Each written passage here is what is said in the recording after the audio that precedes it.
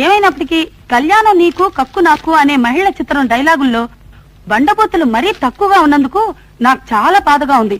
ఇలా అయితే మన సినిమా ఇండస్ట్రీకి ఎంత తలవంపులు. ప్రపంచంలో ఇంకే దేశంలోనూ బూతులు డైలాగ్స్ రూపంలో వాడరు. అది మన దేశానికి మాత్రమే ఉన్న ఘనత. ఈ మధ్య మన నిర్మాతలకి దర్శకులకి ఏం దుర్బుద్ధులు పడుతున్నాయో బూతులు తగ్గించేసి నీతులు పెంచేస్తున్నారు.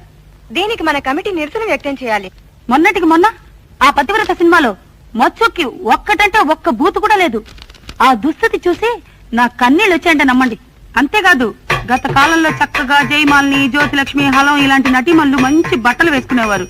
ఈ మధ్య హీరోయిన్లు ఒళ్ళంతా చీరలతో చుట్టేస్తున్నారు. దీన్ని మనం ప్రతిఘటించాలి. నభూతో నభవిష్యతి అన్నారు. బూతు లేనిదే సినిమాలకి భవిష్యత్తు లేదని సినిమా లోకానికి చాటి చెప్పాలి. తక్షణమే మనం ఈ ఉద్యమానికి నడుం కడదాం. వాసి మీ అమ్మల కడుపులు మాడా, మీకు కొంపలో ఏం పనులు లేవ.